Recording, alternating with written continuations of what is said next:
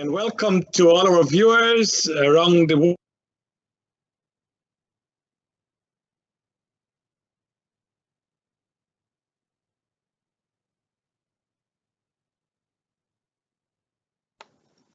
I think I got disconnected, Doc. Hello, good evening, and welcome to all of Globespan viewers around the world, here in the Caribbean and Guyana as well. And today our guest is Mr. Anand Prasad, Editor-in-Chief of Starbrook News. Good evening to you, Mr. Prasad. Good evening to you. And before we start the program, my colleague Charles, something is wrong, he got disconnected. So Mr. Prasad, I want to ask you this question. Not too many people know of your background. They just know you maybe as Editor-in-Chief for Starbrook News. Can you give us a little view of your background, where you came from and so forth, and why you decided to become a media practitioner? Right, okay, so I started in 1989 at Starbrook News as a trainee reporter. It was something that I was really always interested in. I was always interested in current affairs and journalism as a result. And so I started out as a trainee reporter.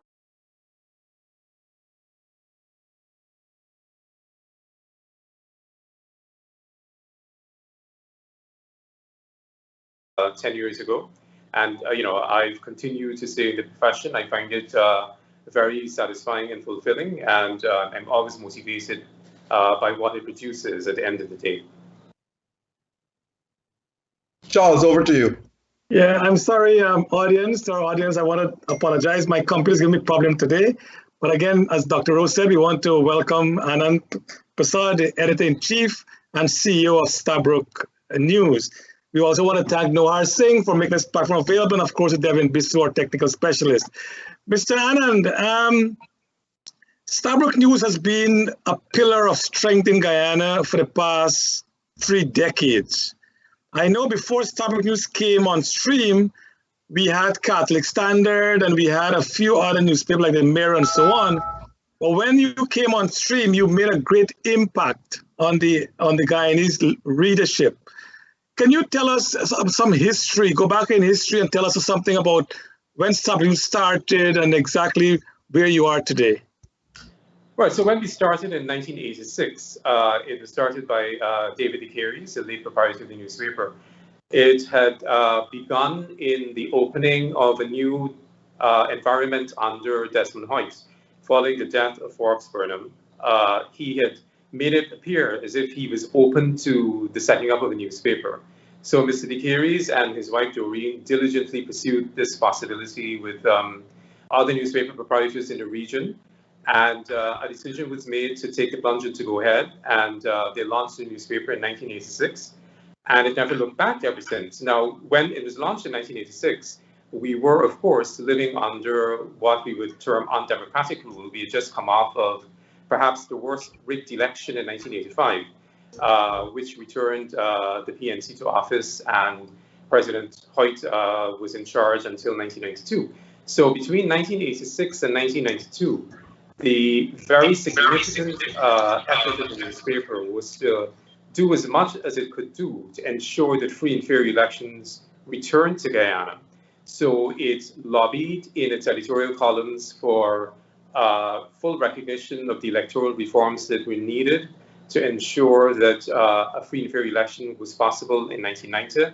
Of course, it was not held until 1992 because a 2-year extension was granted to Mr. Hoyt based on the reforms that the Carter Center agreed that aided them to be in place. So we moved towards the elections in 1992, and I would think that the newspaper played a signal role in helping to ensure that everything was in place to ensure that a democratic foundation was laid and free and fair elections were returned in 1992. And of course, it has persisted with that, and which is why the period after the March 2nd, 2020 elections was very pivotal for us, because we had been born in a cauldron of undemocratic elections, but never thought we'd be facing that again in 2020. So we were quite stunned by that, and we employed the same type of lobbying and pressuring of the authorities to ensure that the final result was declared to be what it was, which was the result that was declared on August 2nd of this last year. Well said, Anand. And I want to reemphasize that I was in the 80s, as you know, we were young men then. Everyone looked up to read the Stabroek News because, well, I don't know everyone, but most supporters of the opposition was, and I think some of the government supporters too, even though Desmond Hoyt was president, your newspaper was seen as a newspaper that took on the authorities then. And I believe you got some of the wrath of Desmond Hoyt as president, and you were seen as a supporter then or contributor to, without naming that, as a strong support of the opposition for free and fair election. So your newspaper has come a long way.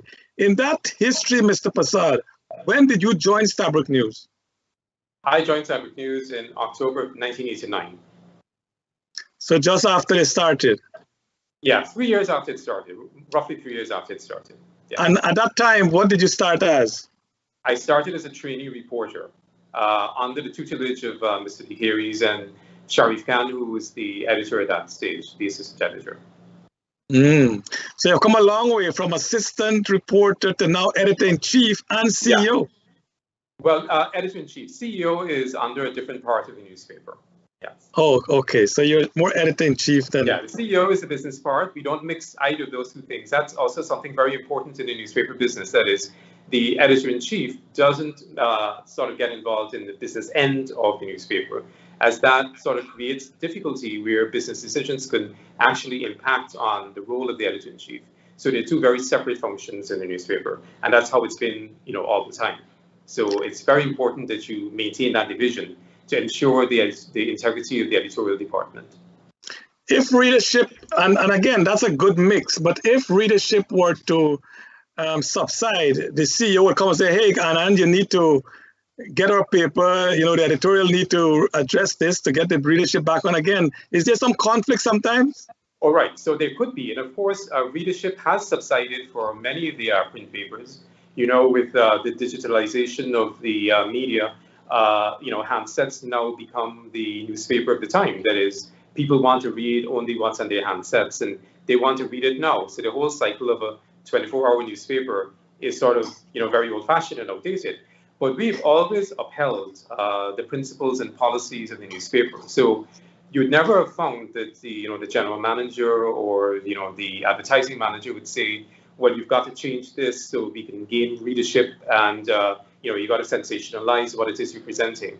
That has never been something that we have allowed ourselves to fall into. So if you look at us over the period that we've been in business, nearly 35 years, you can see a constancy.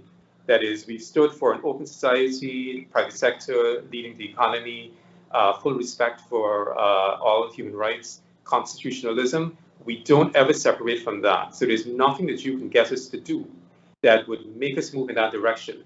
But I would say that many of the others on the media front have moved back and forth depending on where, ever they thought that, they might be able to gain business. That is not something we've done. We've maintained constancy in relation to the mandate that we enunciated in 1986, and we have not deviated from that. Now, you are the son of David Prasad, and your brother, of course, Chris, is a very successful businessman. What caused you to leave that extremely successful business that your dad and your uncle ran and went into publication? Right, so I was never in that, but like I say, I appreciate the background that I came from because, I cherish the fact that entrepreneurial spirits could have allowed that sort of foundation to be laid for the entire family. But I was never in the business. I never wanted to be in the business. I had other interests. I was always interested in this type of accountability for governance and being a watchdog and trying to sort of develop that sort of accountability. So that when this newspaper started up in 1986, I saw this as something that fell really within my interests. And so that, I immediately got employed here and I stayed. So I've never strayed from this because I was never really interested in the business end of matters at all. But I do appreciate and I value, of course, what he's been able to produce for the entire family. Was your dad upset that you did not come into his business?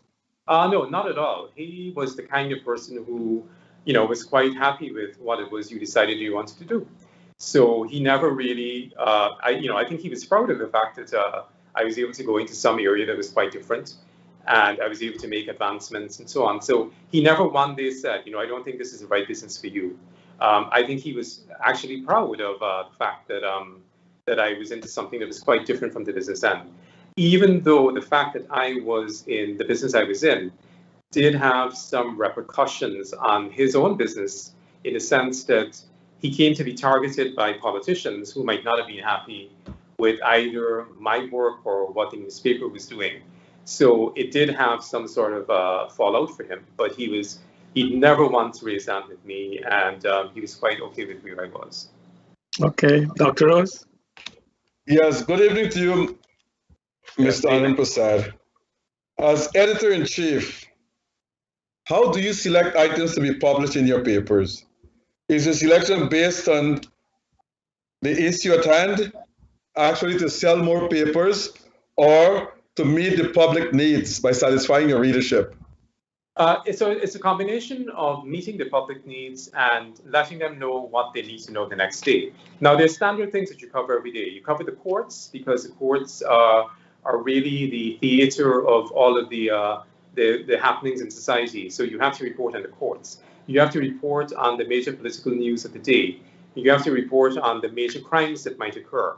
But how you do that is you do it in a way that is sober, that presents the facts, and do not try to sensationalize issues in a way simply to try to gain mileage or to gain sales. Now, that's an important thing that's an important principle that we show, particularly in matters of things like suicide and cases that involve murder. You don't want to present gruesome facts or gruesome details or to show blood. So we have made sure that we've exercised a certain trend and a certain pattern in terms of how we present it. But you have to give people a combination of the news that they need to have the next day. What are the major developments? What are the major crimes that have occurred? What has happened in the court? And of course, the latest political developments. For instance, oil and gas has now dominated the last couple of years. So you have to make sure that you have a constant flow of oil and gas stories. So, for example, in today's edition of the newspaper, you might find that there's a preponderance of oil and gas stories, but that's because that's really important. And you need to be able to let people be aware of the things that are happening that they should be interested in, so that they themselves get connected to what is going on. For example, there's a hearing today at Diamond on the proposed gas shore project. So you want to be able to get people connected to that. So, there are 3 or 4 at least significant stories on the oil and gas sector in today's newspaper, plus an editorial. So we try to make sure that we give what the readership needs to know the next day, but we do it in a way that doesn't sensationalize. Okay, I must tell you though, you've been very courageous to come on our program, because not too many editors for newspapers want to come on our program.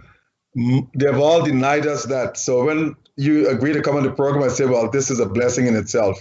Now, you did extensive covering in 2019 with a no confidence motion.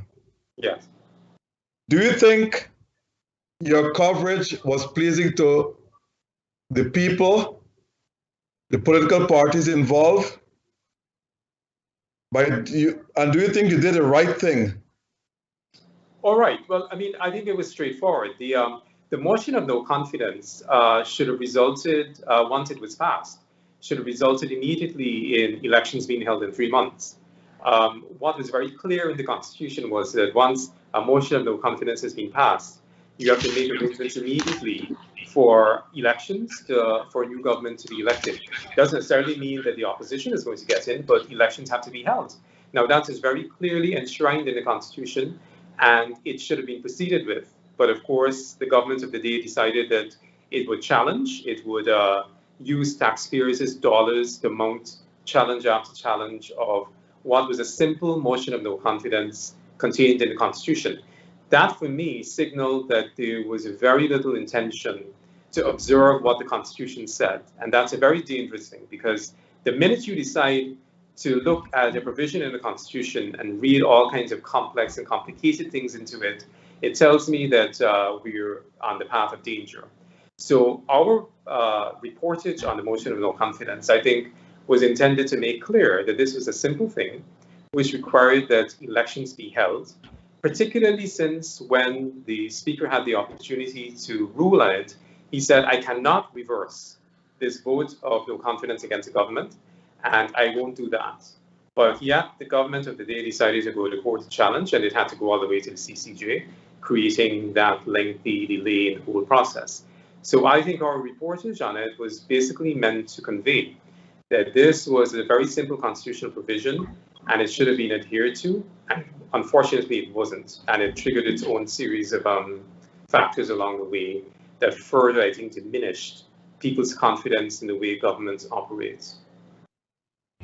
One of your editorials, I think, was on the second day after the CCJ made its final ruling to strike down the 34-vote saga or whatever it was.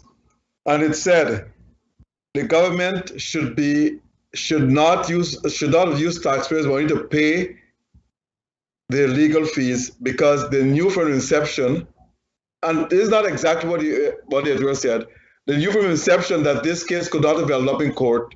So those who took the case to court should have be paid from their pockets. Do you still hold that view? I definitely feel that the payment for these lawyers should have been from the APNU AFC, the two coalition partners. This should not have been taxpayers' money, because what they were essentially trying to do was to fight to stay in office.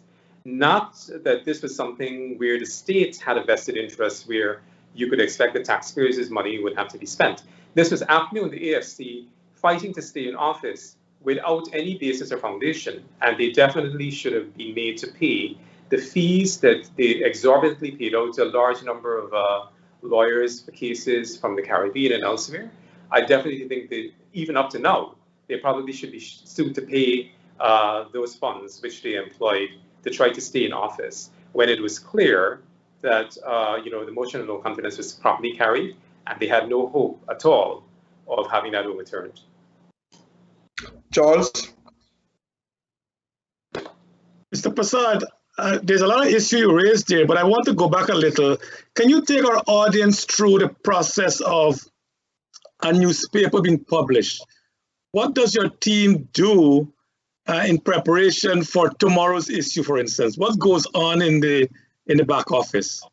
Right. So essentially, what happens in the editorial department is that we get started at about 8 in the morning in terms of what we need to cover, what we need to follow. So the editorial team is fully aware of what their beats are. Usually, beats describe your area of interest. So some people do court, some people do politics, some people do crime. And essentially, what they have to start doing from the get-go in the morning is to try to track any major developments that have occurred. For example, just after midnight, there was a fatal stabbing on Middleton Street where a landlord had an altercation with somebody, one of the tenants. That becomes a major story. There's also an issue today with, the courts where, a couple of cases were being adjudicated. You need to get after that. Is there going to be any development today in the Police Service Commission versus the Guyana Police Force? So essentially, you have to then begin trying to fathom what are going to be the major events for the day. And then you have to try to begin producing stories based on deadlines that you have, because the newspaper has to be put together and laid out in good time so that it could then be sent over to the press to be produced. So you then have a series of deadlines that you have to look at and try to make sure that you meet so that you can get out in reasonable time so that people can begin reading. So it's essentially trying to figure out which are the key stories for the day. And everybody then has to sort of to apply their selves to their beats. And then you have to hand in your stories. The stories have to be what you call subbed or copy read or proofed by the editor or the editor-in-chief.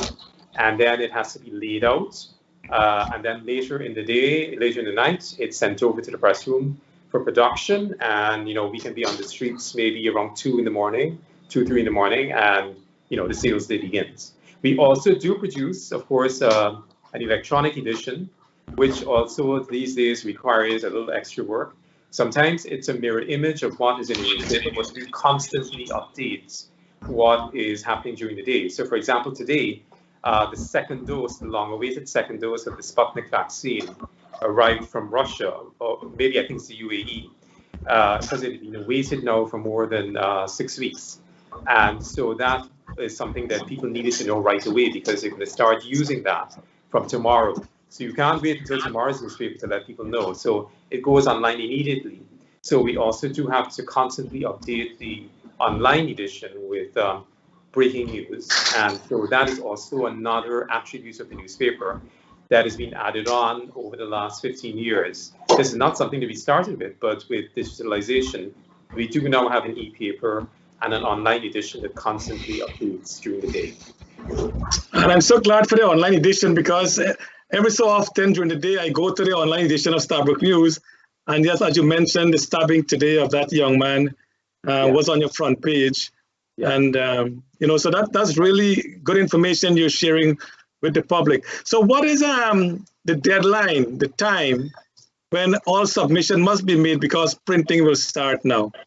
So usually we aim for like about 10 o'clock. We usually have a further processing time, so we could be anywhere between 11 and 12 before we finally finish everything and the newspaper is ready to be printed at the press, which is a couple of blocks from here. And they maybe take another 2 hours before they get done. So I would say around 2 o'clock in the morning, you can have the newspaper available for sale. Now, it used to be that when the cinemas used to be a big thing here, we used to have 4 or 5 major cinemas around where we are. When those cinemas get over at midnight, people were accustomed to getting their papers then. Now, that cycle has sort of ended because the cinemas have now closed. So, there's no longer the pressure to try to have newspapers ready for 11:30 or 12 at night. So we've gone a little over that in the interest of trying to get as many late breaking things as possible into the newspaper, particularly because these days, what you have to combat is the fact that people during the day, because of social media and online news outlets, they can see very well what is happening right in front of them. So you have to make sure you have not only the latest things, but you have it in a way, in a format or in detail that people would want to read you anyway, even if they had seen what is on social media. So it requires you to put a little extra effort into that. And that's what we really try to do. There's a lot of comments that is made on most of your newspaper, whether it's letter to the editor or any articles.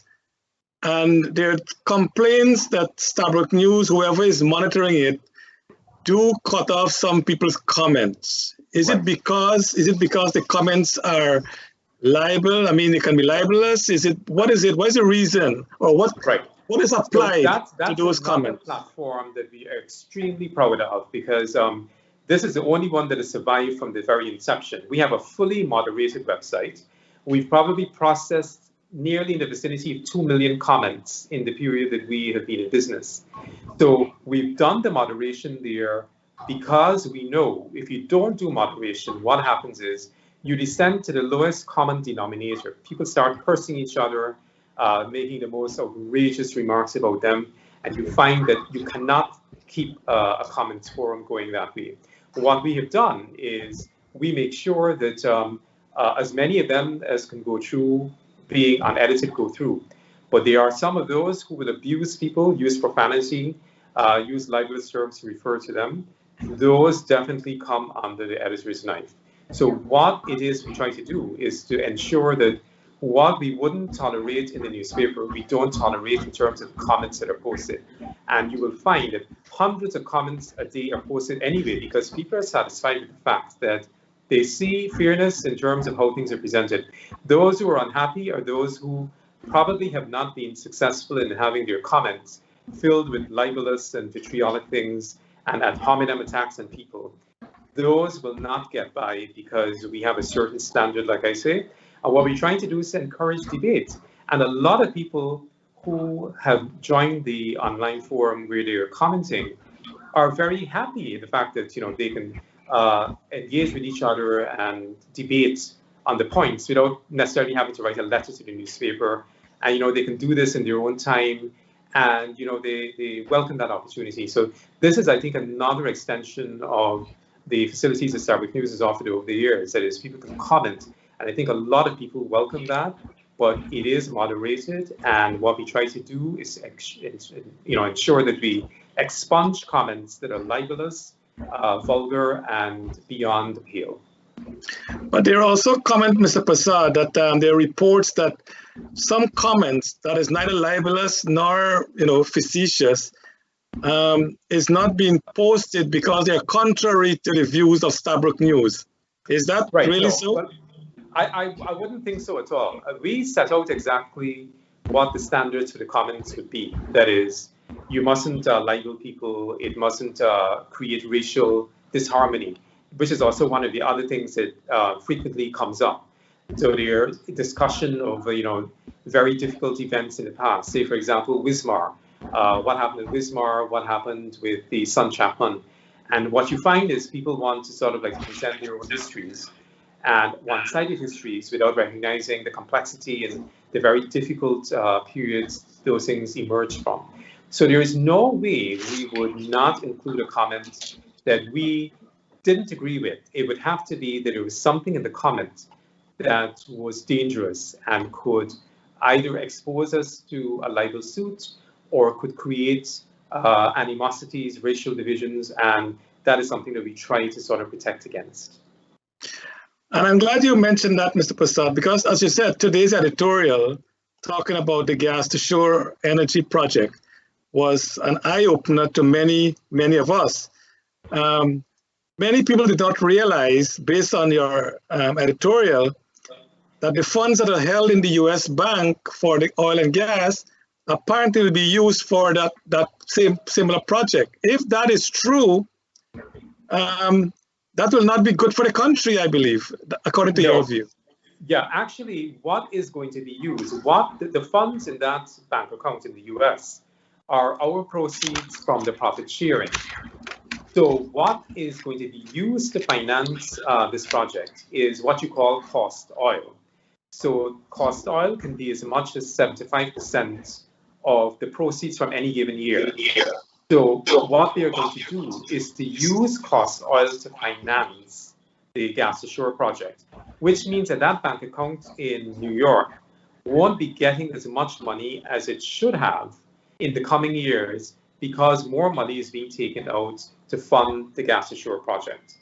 And this decision to fund the gas to shore project was made not within the ambit of the 2016 agreement. This is just something that has come up since the PPP has entered office. And it was just casually mentioned.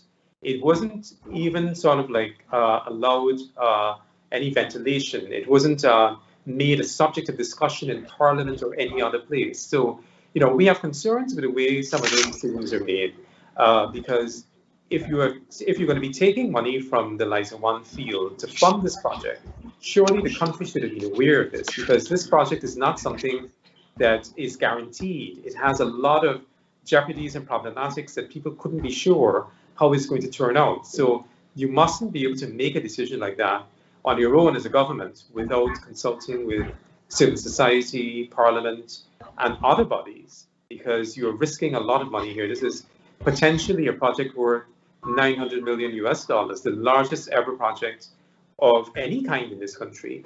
And we don't have any kind of assurance that it is going to run the way it is intended to run. So when you spend taxpayers' money like that, you have to do that with a greater certitude and after having done a lot more in terms of investigations than I think has been done here for this project. But according to your editorial today, it is kind of, you're saying that decision has already been made to use the money in the US from Lisa 1. But also today, the government advertised for financiers who will want to get involved in the oil to gas project. So is it a combination of the private sector and the government putting the taxpayers' money from the oil and gas into it? Right. So, you know, a lot of that is very unclear at this point. That is, We saw yesterday, again, not something that has been advertised all over. It was just on the website of the Ministry of Natural Resources. That is an advertisement inviting private sector involvement in all aspects of this gas to shore project. So that would suggest that if people applied for this project and they were successful, that they would then have to find their own investment funds, or they could probably work in a partial private government relationship. So a lot of that is still to be clarified. So we don't know what will actually happen. I think the government itself, by virtue of this advertisement today saying that they're looking for investors, it shows that they themselves are not sure where exactly they're going to be getting investment from, and they don't really have a plan worked out to ensure that all of these parts are going to be taken up. So that in itself tells me that there isn't a lot of clarity in their own minds as to what is going to happen. And like I say, for a project of that magnitude, that is not good. There should be great clarity in the mind of the government as to how this thing is going to proceed, who would potentially be the investors, and what would be the financing arrangement. Is it that the government is going to have a role in it, or will these private investors have to find their own funds? And of course, when they find their own funds, the financing costs are going to be other things that are going to be tacked on to this program. So, there are a lot of unknowns, and I think the government is going with this rapid speed into this project, and I don't think that's a good thing, because haste in these matters usually ends up having results that are not the best. What I'm concerned about, and there are reports coming out, Mr. Prasad, that what can happen, or what people's perception is like what happened to the Amelia Falls when Motilal was given the contract, but he was not qualified to do it, and he looked outside of financing. Similarly, under the Ramuta regime, they gave out the Kanji block and the Kaito block to investors. Then they in turn went to the oil companies for the funding.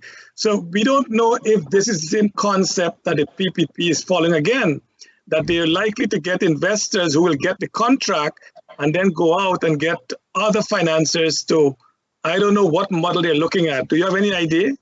No. So see, that's one of the underlying concerns about this government being in place. I mean, one of the things that we made very clear in terms of our advocacy and lobbying after the elections on March 2nd, 2020, was that our primary concern were free and fair elections.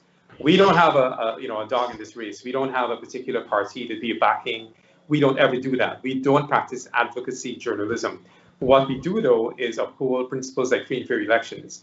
But free and fair elections are what we were advocating for. We weren't advocating for any particular kind of government to be back in place. But people do have these concerns about previous PPP governments and how they've managed major projects. And I won't even mention Amilo Falls and FIP Motilal, because I don't think that's as serious as the Skeldon project, which of course had been engineered under former President Jack Deere. And that Skeldon project ended up being a massive failure. Now, I don't see how that's going to be recovered or clawed back in any way. And that, I think, is one of the concerns that people would have, because that project, I think, represented very bad decision-making again. Selection of a Chinese company to build a sugar factory when the company had never built one before, over Indian firms that had perhaps been interested, and where technology might have been more appropriate for our lands and so on. And of course, the Skeldon factory ended up taking, let's say upwards of 150 million when rehabilitation costs were added on and various other things. And it could rise to maybe perhaps close to 200 million. And there isn't anything to show for that. And, for all the attempts that might be made under the present management of Gaisuco to rehabilitate that, I don't think there's any coming back for that. So that project, I think, stands out as a monumental public sector failure.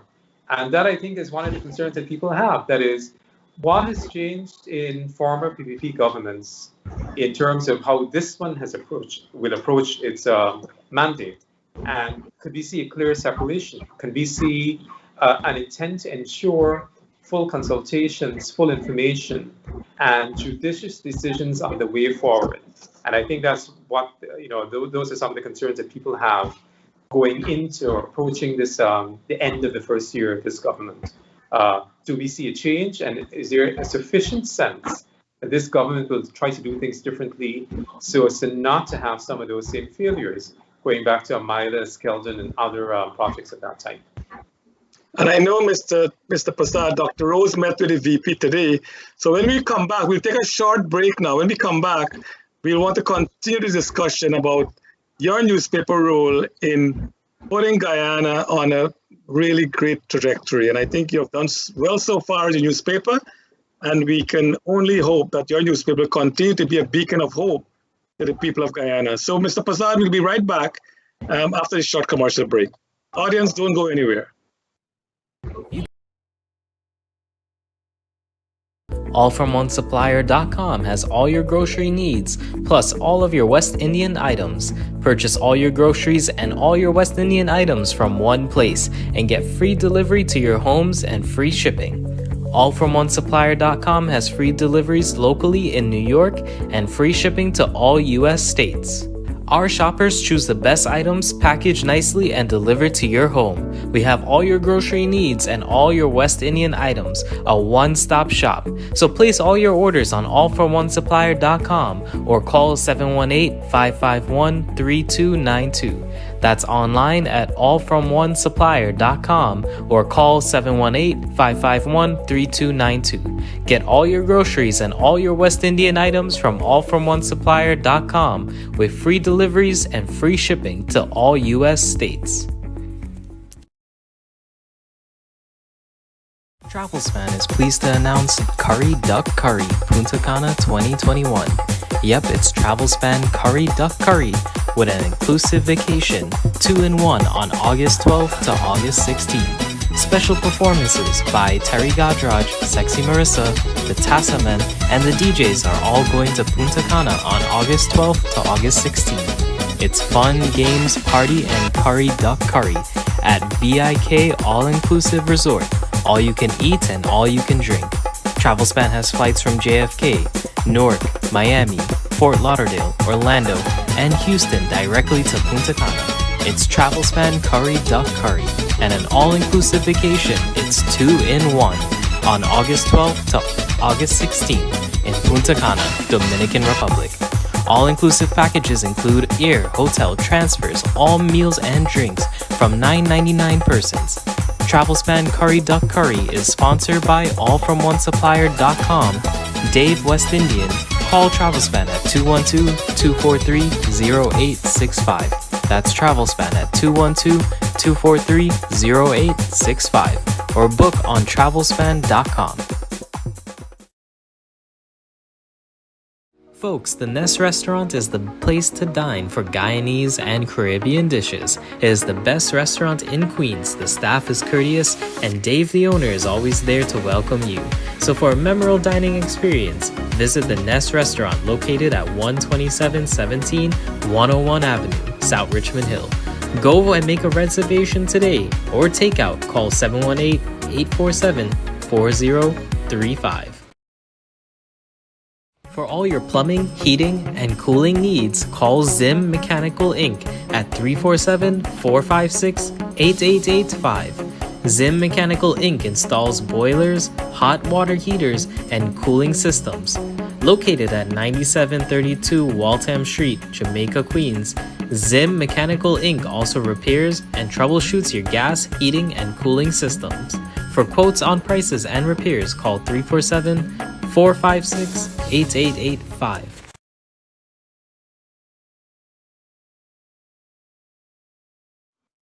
Welcome back to Globespan. Our guest tonight is Mr. Anand Prasad, Editor-in-Chief for Starbrook News in Guyana, one of the most widely read newspapers in the country, in the Caribbean, and elsewhere, New York as well. Mr. Prasad, the media has been dubbed the fourth estate, means to hold governments accountable and other public organizations. Kaiser News has been a well-established newspaper in Guyana. Can you tell our audience that you don't need the publicity of Globespan, so why did you accept our invitation to come on Globespan tonight? Whenever it's put to us in terms of how we can explain what we do and why we do it and the role we played in society, we take up those offers. And so that's one of the things that we try to do, because we recognize that the media industry now is sort of like so fragmented. That is, you have newspapers, but there's also quite a lot of digitization, and a lot of people do follow online media and online representations of that. So whenever it is we have the opportunity where we're invited to explain who we are and what we do, we always take that up. So, I have no problem with accepting this particular thing. What we don't like to do is to be necessarily drawn into debates with politicians necessarily, because, that's the sort of thing where they're looking for a certain thing, and our particular objective is just simply to make sure that we report on them and hold them accountable. So we don't really like to get involved necessarily in fora that maybe involve other parts of society, but we do like the opportunity to be able to explain ourselves and to set out where it is we stand on, the various grounds, various issues that we cover. Now, there are many claims that Stabrook News do not publish articles from adversarial groups. And such claims have been dubbed Cartoon News being biased towards certain political parties, organizations, etc. Your comments? Right. So, when you say articles, I'm not sure if you're talking about letters or press releases or whatever, but I think people would have to be aware that, for example, you're dealing with a limited amount of space in newspapers on a daily basis. On a daily basis, we have more letters than we can publish. On a daily basis, we have more press releases than we can handle. And on a daily basis, we have more stories than we can carry in the next day's newspaper. So you have to make decisions on which things are important and the things that definitely have prioritization over others. Or entity that can say that they have been excluded, unless there is some good reason for that. That is, some group might issue press releases. I know there are a couple in New York, that, for example, that might issue very vitriolic and incendiary press releases. Well, they're not going to get covered here if they come making very outlandish and outrageous allegations against people, either in government or not in government.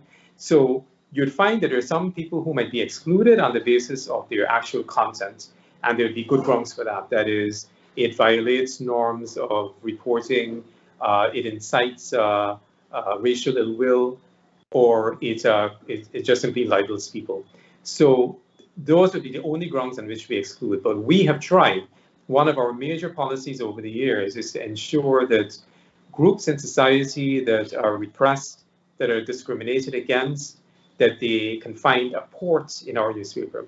So we go out of our way to sort of report on people who are underprivileged, people who are discriminated against, people who have no voice in society.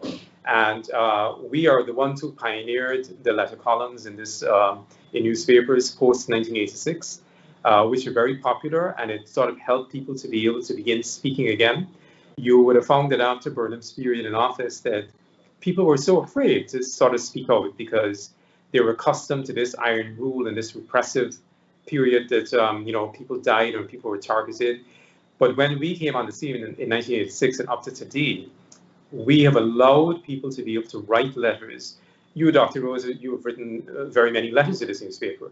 So you would know that it was a forum that people could express their views. But of course, like I say, there are only so many letters we can carry on a daily basis.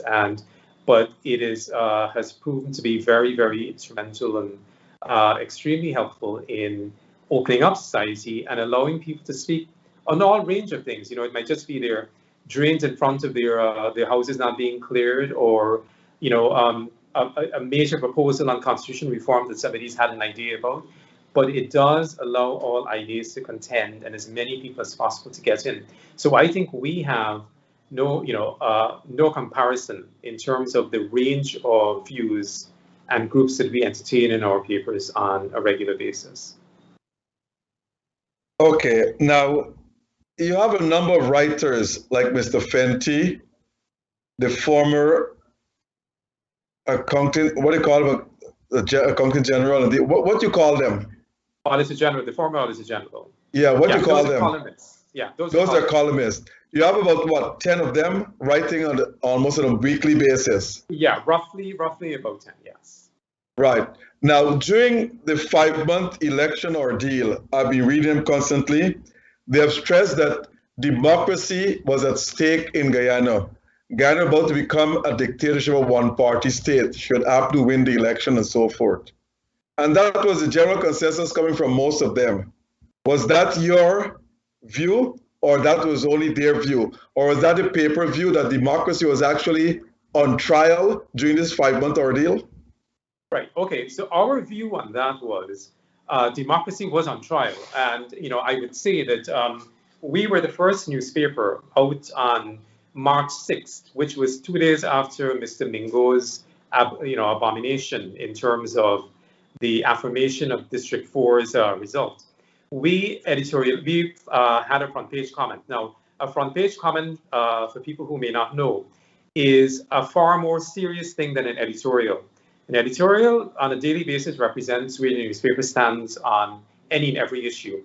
When we put a front page comment, that is like you're ringing an alarm bell saying, this here is extremely serious.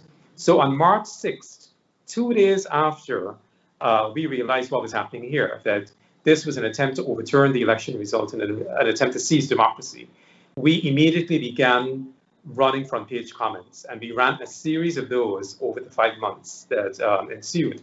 And so it was clear to us that this was an attempt to overturn the democratic will, and we were not going to allow that to happen as best as we could. That is, we would do everything within our power, within the context of the available resources, our front page comments, or editorials, or news coverage. So we had definitely embarked on that.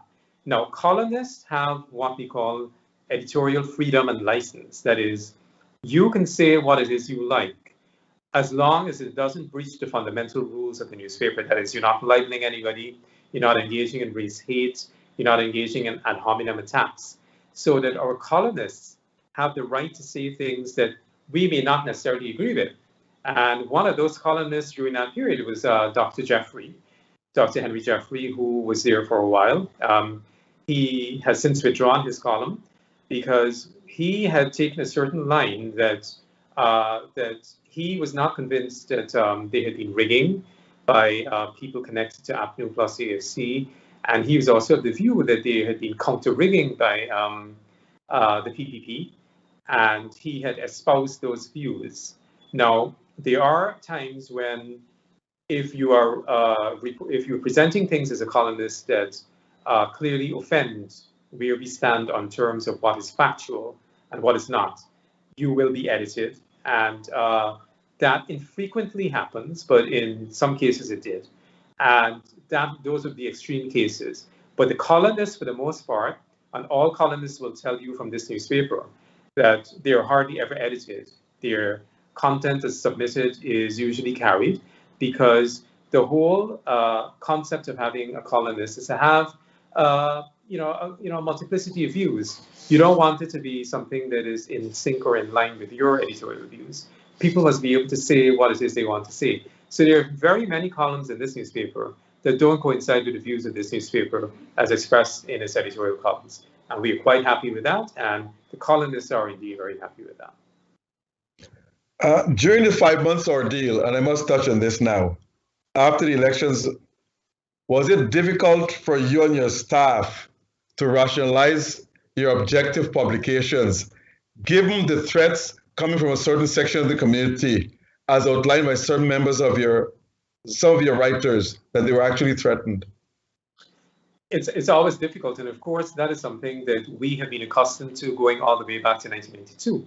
So between the period of, let's say, 1986 and 1992, we also faced this challenge of, the risk and the threats to the newspaper as a result of its reportage for free and fair elections. On the night of October 5th, 1992, there had been various reports that if the results had been declared for the PPP, as it eventually was, that Freedom House down the road would be set afire, there would be attacks on this newspaper. So it is something that we have become very accustomed to in all subsequent elections, except for perhaps maybe 2007, there had always been elements of threats and issues that would have arisen. So you always, at the back of your mind, when you're covering elections, you're aware that you can be targeted by forces that aren't in favor of a certain result. But that is something that requires you to soldier on. You can't show moral cowardice. You can't show an unwillingness to stand up. And again, one of the things that we have done, and it's not been done by others, and we're not blowing our trumpet, but one of the things that we have done in recent elections is on the night of every election, we go to as many polling stations as possible to record the results that have been posted up outside of polling stations. Now, that was extremely important in the last election because, as you would both know, the statements of poll were not released by either GCOM or APNU, AFC, which claims to have them all. And so on the night of March 2nd, as had been our plan in previous elections, we captured by photography and other means what the actual results were posted up outside of those stations. That was extremely helpful, particularly in Region 4, because nobody else outside of the PPP had seen Region 4 SOPs. And those SOPs that we published on our website were instrumental in helping the European Union Observer Mission to arrive at a conclusion that the statements of poll that were in the possession of the PPP were indeed the correct ones because they matched almost exactly with what we had. So our efforts that night played an important role in helping an important observer organization arrive at an important conclusion about statements of poll, because statements of poll are the actual result of an election, and they were hidden away by GCOM and APNU plus AFC, shameless. And up to this day, APNU plus AFC have not released theirs. And finally, through the ambit of the court, GCOM has made those available to the various authorities who will have to prosecute a case in court. Many in APNU had claimed that your coverage of the elections was biased against APNU and in favor of the PEP. What would you tell them? Well, that's ridiculous, clearly ridiculous. I think any party that hasn't released statements of poll doesn't really have much of an argument. And I think that's clearly what has happened.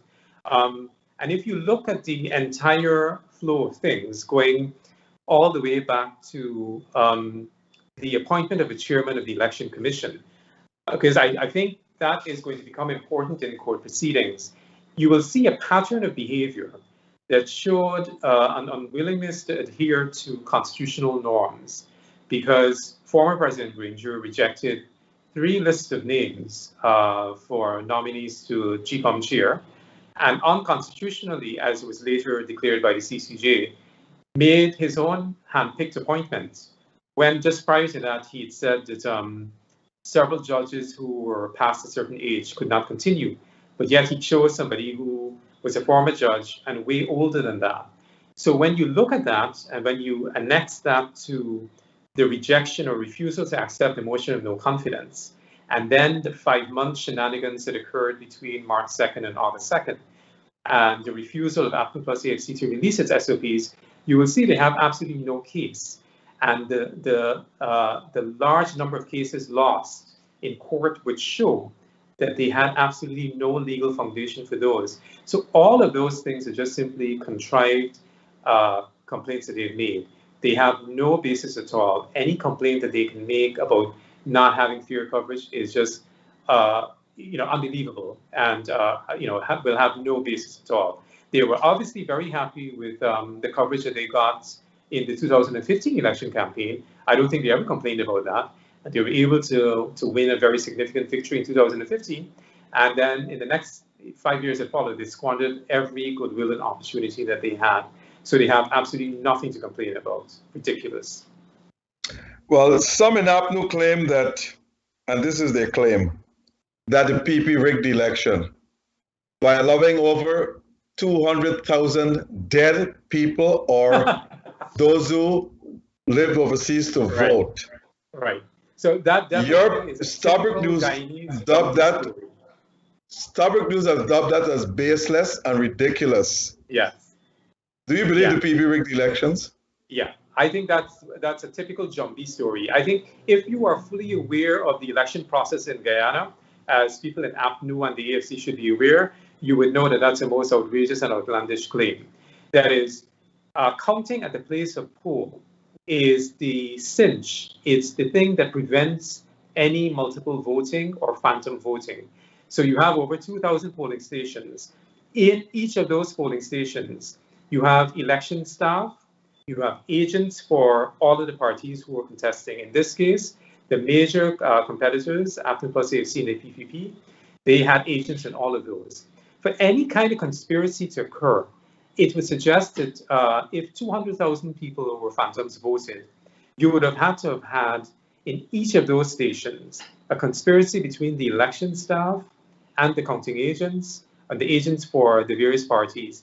That is just impossible. It's ludicrous beyond belief because there's no way it can happen in one station or two, much less 2,000 stations, which is what they're arguing. And if those issues and arguments had ever come up in an election petition case, I think they would have been embarrassed because they would not have been able to present evidence to show that. So that suggestion or assertion is just outlandish, outrageous, ludicrous. There is no evidence for that. Good luck to them if they try to bring that in court. I would have loved to have seen what a judge would have said in the end. Your paper supported the dismissal or firing of Lowenfield, Mingo, Myers, and others. What's your view on that? We definitely have taken a position as it relates to Mr. Lowenfield and Mr. Mingo, because we have seen evidence before us, evidence that everybody has seen that would make it clear. Mr. Mingo calling out numbers that were clearly fictitious and different from what had been known for all of the other parties and counting agents, that showed him up to being involved in things that were definitely scurrilous. Mr. Lowenfield just simply ditching over 100,000 votes with no basis. You're a chief election officer meant to protect every single vote that is valid. You're just simply on a whim throwing those out. I think the ruling of the Chief Justice acting on his behavior has shown him out to be what he did. So I don't think we have to rely anymore on what it is the newspaper says. I think the court has made it clear what Mr. Mingo, what Mr. Lowenfield in particular did was completely beyond the pale, unacceptable, and he will have to be held accountable for it at the level of GCOP and at the level of the court. Thank you. Charles? Mr. Prasad, I think what Dr. Rose has been, that line of questioning is that your newspaper has been really consistent, because when you started in the 80s, in 86, you are the darling of the PPP because they think that you are there to help them win the election. The PNC didn't like that. When the PP won the election, you became the darling of the PNC because you were seen as, and I think President Jack Dale at one time took away a lot of advertisement from your newspaper because, the PP think that you were against them. Now in 2015, as you said, you were the darling of the APNU AFC because you were, telling the nation what the truth is, and then you became the rat during that year. And now that the PP back in office, it's not easy to satisfy anybody in politics, and Guyana is no different. Yeah, and sure. So we recognize very clearly that governments, once they're there, they'll not be happy with you when you try to hold them accountable and when you criticize them. So we never look for favors from governments at all, or parties or whatever. What we essentially do is uphold principles. So those principles don't stray from government PPP to APNU AFC or whatever. What it is we essentially try to do is to hold them all accountable. For example, we've said this government has come in, it's got to hold more press conferences. It can't fall back into the rut of former President Granger, 3 or 4 press conferences in 5 years. President Ali needs to hold press conferences. He needs to establish he's the president. He's the one who's making decisions. In 11 months, we probably had 2 or maybe 3 very full media encounters. That is not good enough. We need to have more explanations for cabinet decisions. When Dr. Luncheon was there used to be a post-cabinet briefing. I'm not saying we need that. What you need to do is have a White House, somebody similar to a White House spokesperson coming out and saying, this is what we discussed yesterday, this is what we agreed, so that the public is aware. So this government must also show recognition of the role that other parts of society play. And more than any other government, it should be aware that it won an election on March 2nd, but it took 5 months to get into office because exactly it couldn't do that on its own. It needed help from the international community. It needed help from civil society. It needed the truthful coverage of the media. It shouldn't show any sort of ingratitude. It should recognize that this all worked together. That is, this is not about the PPPC gaining control and being in full charge. This is about the PPPC that should be showing a measure of humility in recognizing that it couldn't get into office in 5 months, but it got in eventually because of the pressure from the international community, the local community, the role the media played. This is always unsung, which never really attracts the kind of recognition that it should.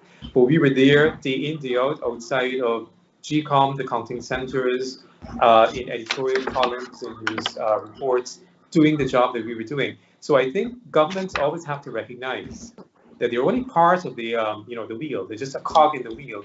But for the society to really function in a healthy and productive way, all parts have to be respected for the role that they play. And there are reports, and I've seen it too, letters to the editor.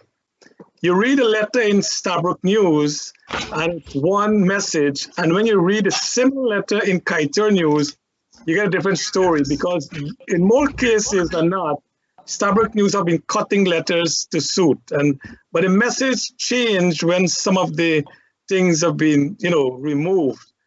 Why is it that Stabroek News is doing that? So it's a combination of things. Like I said, we only have limited space. So some letter writers tend to write to extreme lengths, and we have to make sure that we edit. And sometimes, for example, we edit in a more careful and judicious way.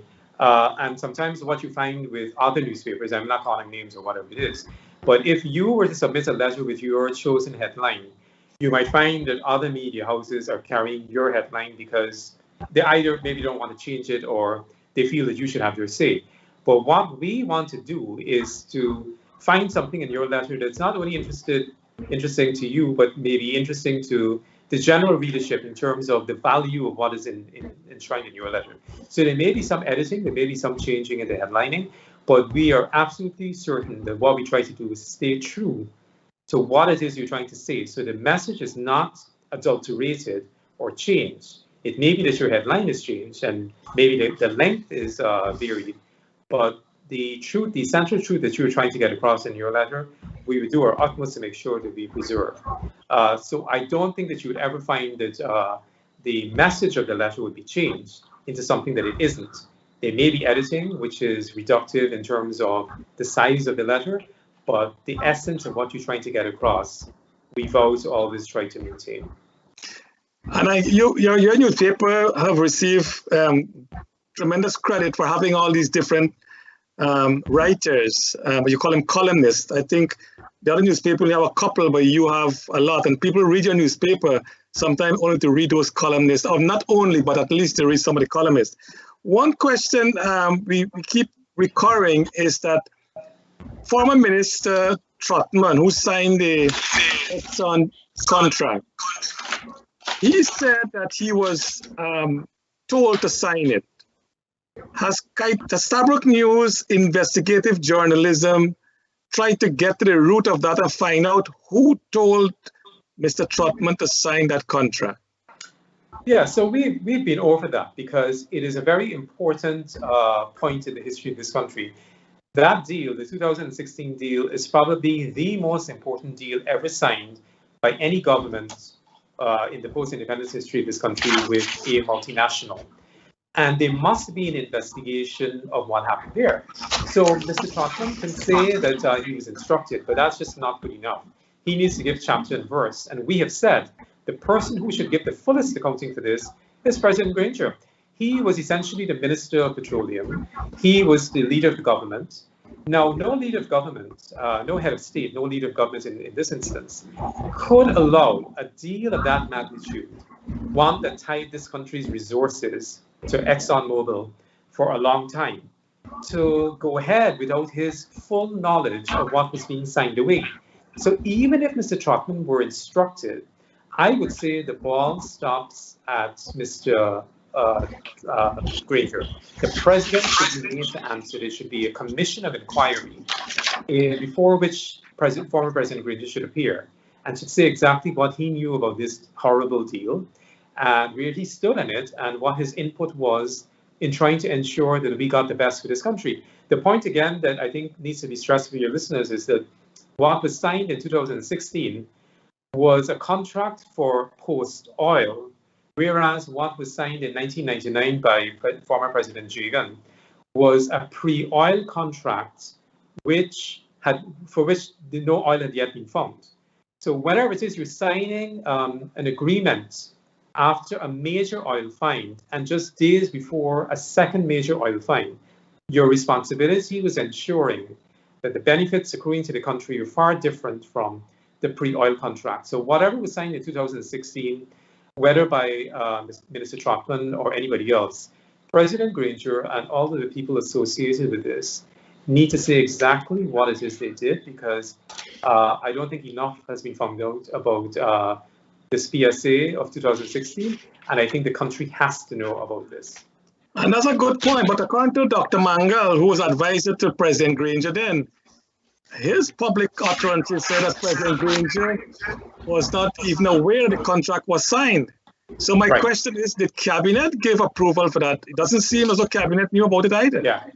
Well, if the president wasn't aware, it would be gross negligence on his part. So that's why I think he still should be held accountable. But if he wasn't aware and wasn't interested, and this was signed with limited approval by one or two people in government, well, then I think it provides an even firmer basis for an overturning of that agreement. That is, it was signed without the authority of the president of the day, and he was not fully involved, was not fully aware of the terms. That thing was renegotiated without us having a single expert negotiator on our side familiar with the oil and gas issues that ExxonMobil was confronting us with. So on those grounds alone, it should be overturned because of the oppressive nature of the negotiating environment. And so for all those reasons, I think there should be full investigation, and that could provide the basis and opportunity to say to ExxonMobil, we have to renegotiate this thing. It's just is not acceptable, and we will not tolerate it going forward. And Mr. Prasad, Mr. Glenn Lal had stated publicly that he's not getting any attorney to go to the court to contest that contract. Will you join with him and join forces to get attorneys to go to the court to contest that contract? Right. Well, each newspaper is doing its own thing. We have a certain method in what we do. So we don't really join cases with Mr. Lal. Mr. Lal is free to do as he pleases. I'm sure he's going to be able to find somebody to take his case once he's been able to lay the basis. But our position is firm. And like I said, we've editorialized again today. That is, this contract is not acceptable. It must be revisited. And, there are other forces in society, civil society groups that are taking on these things, and they may develop some sort of momentum. But what I do think that people are disappointed at is that when this government came into office in August of 2020, they had the opportunity to say to ExxonMobil, we're not happy with this thing. And if you're going to want more platforms producing after Liza and Liza 1, we want to have a renegotiation of this. They were in a very good position to be able to do this, and they have refused to do that, which is unfortunate. But I do think that there's still opportunity and openings for them to do that as we go along. So I would hope that before long, this government recognizes that it has an obligation, not only to this generation. The oil that is being extracted is oil that is being extracted, proceeds from which must be here to look after the country and future generations. So it is not only doing this for itself or this generation, it is doing it for future generations. That's why the onus and the responsibility is even greater. So I would hope that this government gathers up the courage and the recognition that they must do this in the interests of the country. Mr. Prasad, do you have any inclination why the government seems not too mindful for the renegotiation? Any inclination why? I can only say that the power and the reach of ExxonMobil is the first port of call in terms of assessing that. That is, ExxonMobil is extremely powerful. It has the support of the US government. and things work in mysterious ways. But I would think, no matter how powerful it is, it cannot, in a way, none of its agreements or terms must override the constitutional right and responsibility of governments to be able to say what it is we want in terms of our own resources and our patrimony. That these resources belong to Guyana. They don't belong to ExxonMobil. They're ours first, and we have to ensure that we do right by what's important to the country, and that we exercise our full obligation to the future generations of this country. So it's really for the government to take this opportunity and to try to take it further. And Mr. Ram, I think over the last couple of days, I've been talking about the contract itself initially has flaunt our taxation laws, which by itself is illegal. So the contract starts with illegality. So it means we really have no contract. If a contract starts with illegality, the court normally throws it out. Right. So there are about 10 or 15 grounds, I think, that are available for this government to say to ExxonMobil, this is not good enough. The ordinary person has to pay an enormous tax burden on an annual basis in very many ways. It is ridiculous and horrendous to say that ExxonMobil's tax burden, or HES or CNOOC, their tax burden to the state is $3 billion. And guess what? We have to pay it to ourselves. That's ridiculous. I mean, why should the ordinary taxpayer have to pay PAYE and a whole series of other impositions in terms of taxes, but big multinationals who can afford to pay their taxes get away with it? So the whole basis of that agreement is wrong. But as he's pointed out, that the laws may not cater even for the state paying the taxes on behalf of companies. So the whole thing may be an illegality. So it just shows poor construction again of the 2016 production sharing agreement, and another reason why this government should just simply seize the opportunity to say this thing has to be renegotiated, and we have to go back to the negotiating table, and we will hire experienced negotiators to get us through this. Mr. Prasad, in your professional judgment, do you think that both the opposition and government leadership has been compromised by Exxon? Well, there's no way I can say anything like that. All I've said was that ExxonMobil is an No, I'm not saying you said it. I'm saying in your professional judgment, do you think our politicians are compromised by Exxon? I have no basis for saying that. And, that would be something that would offend the principles behind the profession. If you have no basis for saying that, if you have no evidence, you can't draw a conclusion. Good point. So your newspaper, how would you identify it? As a liberal paper, as a conservative paper? What would you say your newspaper is?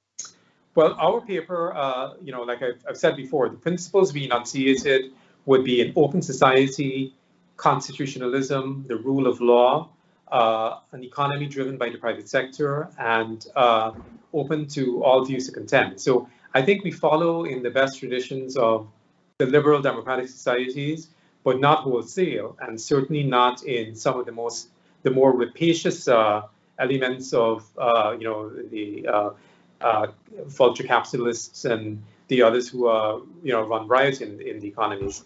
But we definitely do open ourselves to observing the fullest expressions of human rights, and so I think we see ourselves in that mold, and it is something that we've always believed in. Our policy was enshrined from the start in 1986, and we've not deviated from that. And we've actually heightened, the space that we give to oppressed groups or groups that are marginalized or have little voice. So it's really trying to sort of even the scales for people, recognizing that governments are powerful and, they tend to come down heavily in other groups. So we provide that opening for them. So people who write us complaining about the NIS, about can't get, their pensions or not getting their contributions registered and so on, we give, a weightier voice to them because they have very little ways of countering, the oppressiveness of the bureaucracies and so on. So we've seen ourselves like that, giving a voice to the small person, when they don't really have that opening.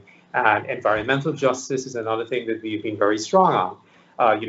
The ridiculousness of the clearing of a large swathe of mangroves on the West Demerara for one of these capitalist companies to come in and just simply remove, and the ridiculousness of removing mangroves that protect your sea defenses, but yet borrowing money to build sea defenses. Now, that has got to be the most coolest kind of policy you can think of.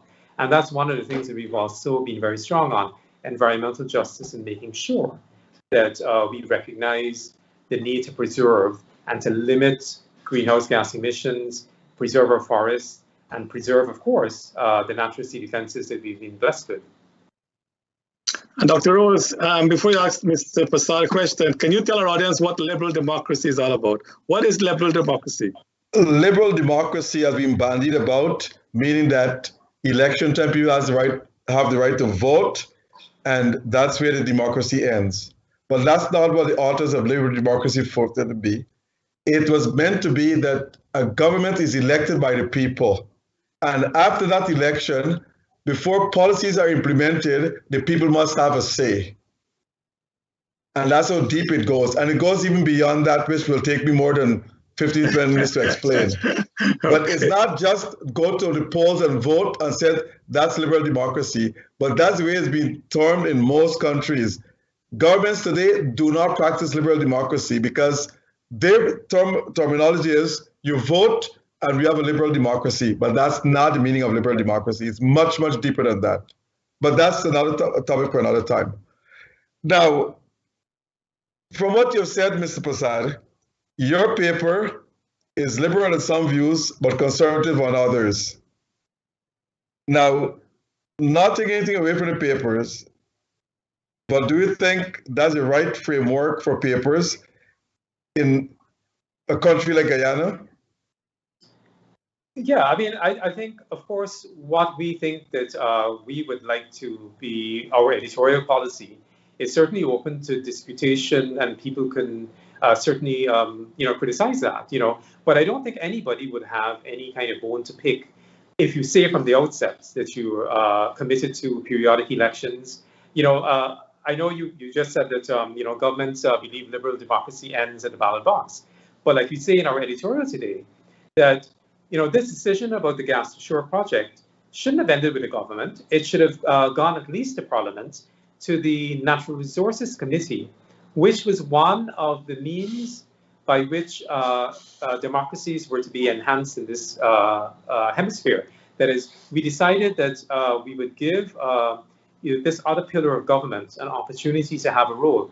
Our Constitution enshrines Article 13, which sees a role for civil society and very many other parts of society in decision making. So that, for example, if you are making a decision on the gas to shore project, you should have gone to the Natural Resources Committee of Parliament, which I think the PPP controls in terms of the number of people sitting on the committee, but it also includes the opposition. So it's a perfect forum where you have all of the political parties involved. They can then hold hearings, as you would have in Congress in the US, or they call experts to provide expert witness testimony on parts of the project that you've composed. And all of that is vital, and it's a part of this widening and broadening of democracy. So I don't think people would have any kind of dispute with the fact that we say that's what we would like. That is, more and more views contending.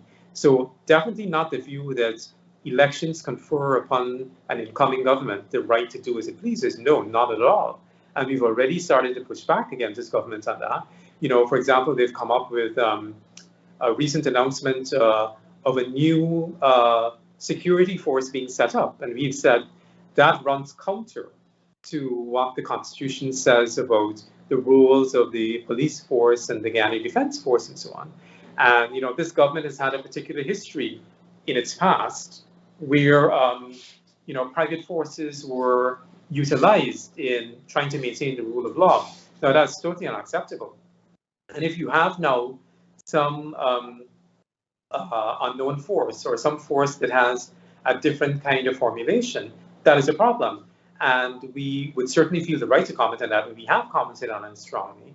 And we hope that over time, the government would see that any kind of operation of a unit like that has inherent risks and dangers in it, and it's something that has to be looked at very carefully. So we don't see, democracy ending at the ballot box. And once a government is sworn in, they have full sway. They have to recognize and engage with the rest of the community, because that's how the best democracy is sort of crystallized and filtered. And that is something I hope it takes on board. But I don't think that people will find fault with, our major policy positions. And, I think what we've done over the period has been welcomed as a good enough basis for engaging in arguments with people who may not necessarily agree with you, but recognize the rights that the position that you've taken. And no matter what their position is, they're entertained in your news columns and your editorial pages. That's very important. For our audience, to understand democracy, read Robert Dahl, Government of, by, and for the People, John Bates, Democracy and Its True Meaning. And I can give you many more, but those two will give you the meaning of what a liberal democracy is in today's society. Now, turning to our good friend, Mr. Freddie Kissoon. You have been reading his criticism of Kaiser News recently. Now, he said that Kaiser News has claimed that Guyana Human Rights Commission or body is a bipartisan organization. But he said that group did criticize the slaying or the killing of the Henry brothers, but remained silent against the Irish Singh murder, and did not mention nothing but the slaughtering of Indians in Cotton 3 West Coast Barbies. It did not say anything about the rigging of the election for 5 months, yet Kaiser News says it is bipartisan. What have you to say to Freddie Kissoon? I have nothing to say to Freddie Kissoon.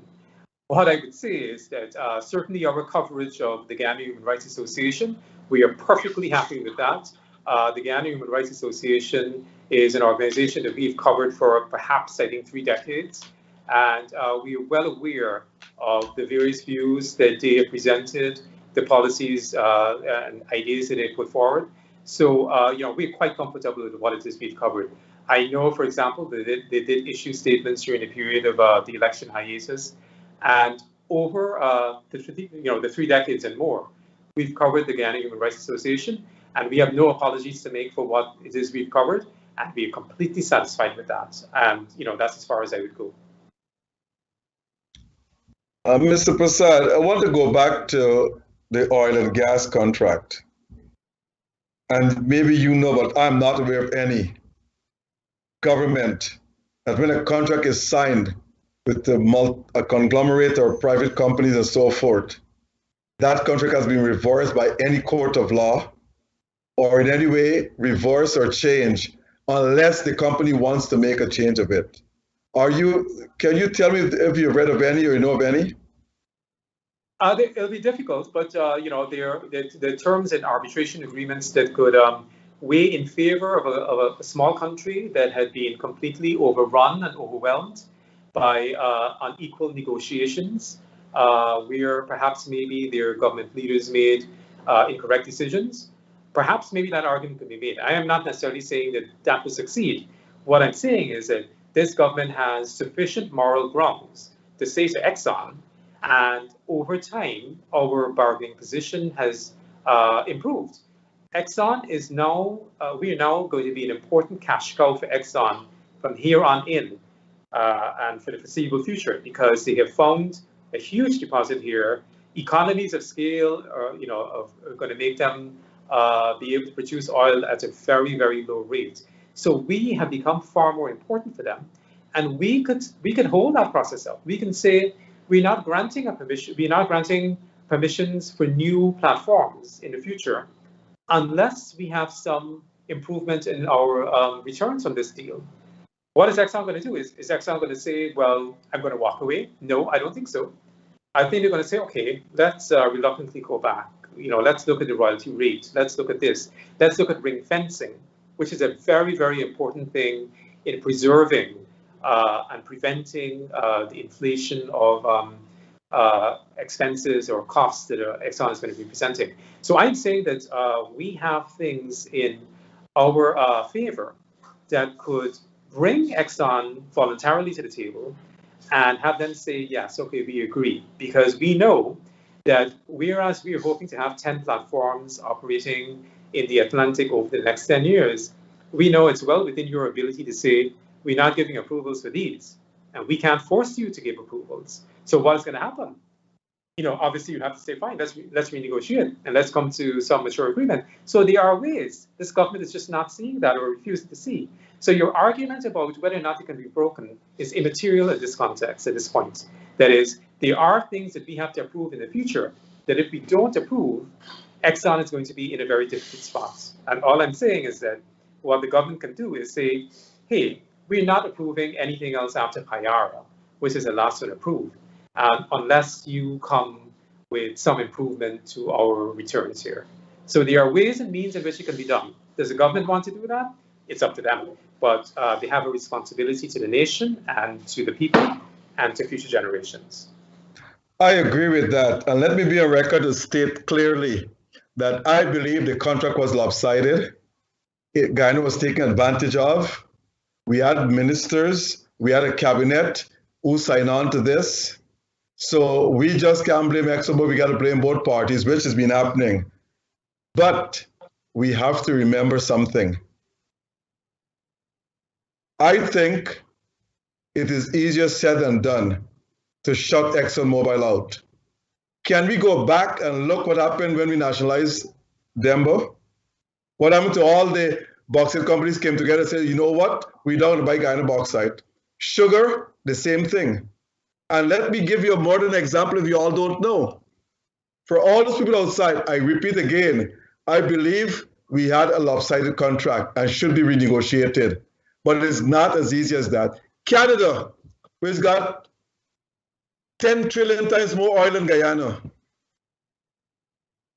remove the oil companies and say we're going to manage it by ourselves because they demand too much. You know what's a gallon for gasoline in Canada? Over $6. I came up from Montreal recently. You're paying over $6 a gallon because the government is managing it themselves. And when the oil companies were there, it was equivalent price like the United States. So we have got to be very, very careful. You can negotiate, try to get ExxonMobil to come to an agreement and compromise, but you can't force a companies down because these conglomerates, they have global partnerships where they can squeeze you. And for anybody to tell me that they only found oil in Guyana, I got news for them. Because Canada is a developing country, it's a developed country. And if the conglomerates could have done that to Canada and forced Canadians to say, you know what? Your oil will not be sold easy in the world market.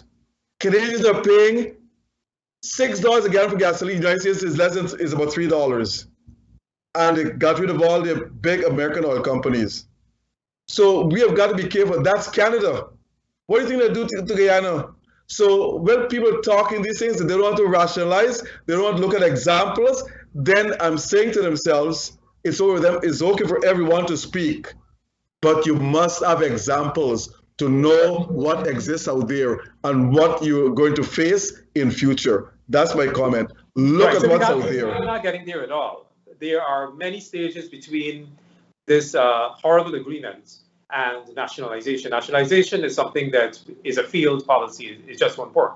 But there are many things in our favor that can move from an obscene agreement to a better agreement that both the government and Exxon are happy with. And that's what we're suggesting should happen.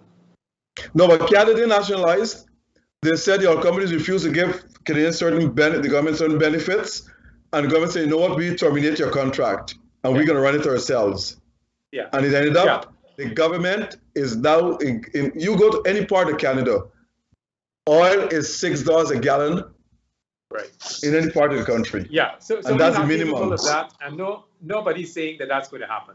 There are grounds, though, on which the government can easily move this obscene agreement to one that is far better, keeping ExxonMobil where it is, and keeping the government happy with the returns. And I'm saying there are ways and means to negotiate this contract. You have got to get international observers to help you to not force but get ExxonMobil to come to a compromise and renegotiate the contract. But no government Guyana government can't force ExxonMobil to do that. I think I don't know the outcome of it. No, Doc, I don't think nobody's saying that. I don't think nobody's saying you enforce them. The agreement says that both parties need to agree to renegotiate. The thing is there. Agreed. So let the government establish that we are ready to negotiate. Let Exxon go on record to say they don't want to renegotiate. Yeah. And then we can take it up from there. Yeah. But it's a different discussion. That's a different discussion. Right, that's a different discussion. Okay. But I just wanted to be on the record. I support a new contract, but one has to be very cautious.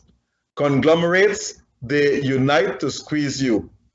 And ExxonMobil has a budget that is more than 85% of the countries in the world. Which is why they should be paying the taxes. That's correct, exactly. They should be the ones to volunteer and say, you know what, we'll give you something more. But I know the avenues. Not give you something more, Doc. You got to renegotiate a contract as Anand said, I think. But there are avenues how that contract can be renegotiated. All right. And you have to bring foreigners inside, international financial, to help them negotiate that contract. Pressure ExxonMobil to do it, but you can't do it on your own. Doc, we're running out of time now. We want to thank Prasad Anand.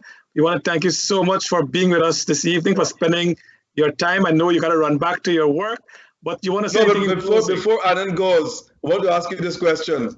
Who named the paper Starbrook News? Who? Who named the paper Starbrook News? Oh, that was the founders of the newspaper. That is something that they established as a recognition of the origins and early foundings of this part of the city. I'll put you on the spot now. This is just an answer. On a grade from 1 to 10, 10 being the highest, how would you rate President Forrest Barnum? I would say very lowly. I mean, I would go to maybe 3 or 4s or whatever. I think clearly he intended to lift this country from where it was post-independence, but given everything that he became associated with, in later years, a very poor rating, I think, at that point. Hoyt. Pardon me? Desmond Hoyt. I would say far more favorably, because what he did was to liberalize the economy. He introduced courageously the ERP, which is something that I don't think the PPP would have been able to do on its own. The economy was freed up. He opened up to electoral reforms, which led to free and fair elections in the end. And, so that's a more positive agenda. Dr. Jagan. Very well-meaning, but at the end of the period, I don't really think there was significant change. That is from 1992 to 1997. Janet Jagan. Well, just a holdover presidency, not really much. But I think history is going to record that she was the one who clinched the agreement with ExxonMobil for what is now going to be delivering us a significant tranche of revenues over the next. Barra Jagdeo. I think there's a lot of difficulty there with that legacy, and I keep coming back to one thing. Show me how the economy was transformed in the 12 years of the Jagdeo administration, and I would say that it wasn't. And if it wasn't significantly over that period, I think that's a problem. I will skip the Prime Minister that was there for 9 months. Ramatar. Holding pattern again. Not really much happened. I think, I don't know that there is enough authority at that stage. And, the period just passed. You see, there was that sort of standoff between the opposition and the government, because Ramatar did not have control of parliament. And instead of making a deal that would allow his legislative agenda to go properly ahead, they failed to do that. So again, an unwillingness to compromise politically, and I think that affected him. And last but not least, David Granger.